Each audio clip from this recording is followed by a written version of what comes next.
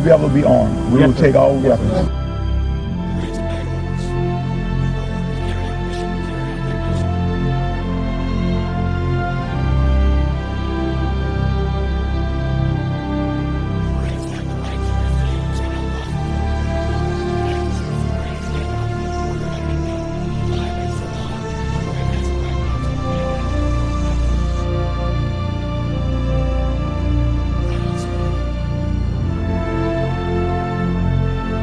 Every service member has an obligation, not just that they can refuse a legal order or an unlawful order.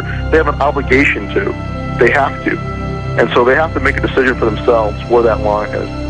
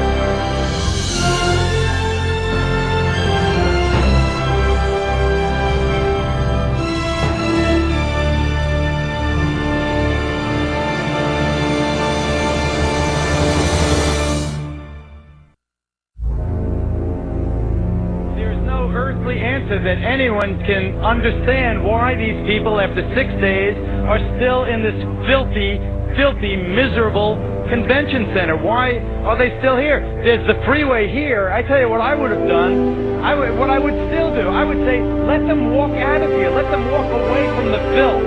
Let them walk away from the devastation. Let them walk away from the dead bodies in here. Let them walk out of there because I'm standing right above that convention center.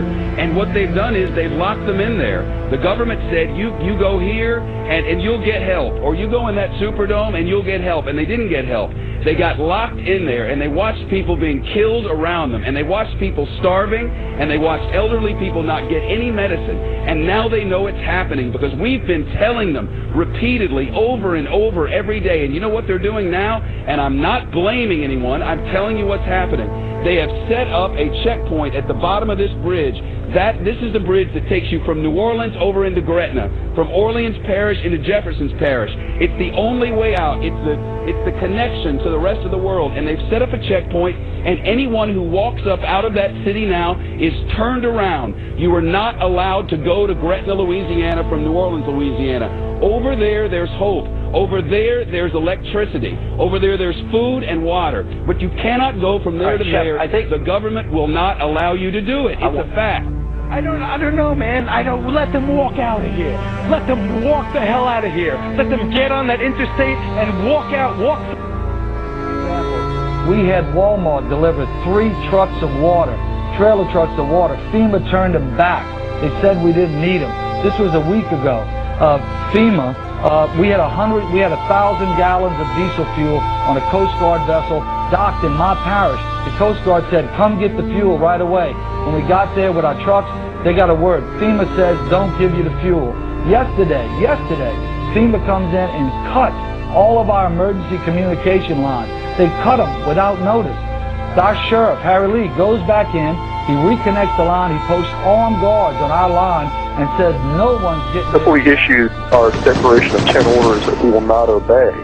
And what those are designed to do is to get the troops thinking ahead of time about where the line of the sand is in advance. And that's what we're hearing in feedback from people in National Guard units is that in Katrina, that's kind of what happened, is the police and the military there, the National Guardsmen, were caught off guard and really hadn't thought about it in advance. Walking up and down these streets, you don't want to think about the stuff that you're going to have to do. Somebody pops around the corner. Let me shoot in America.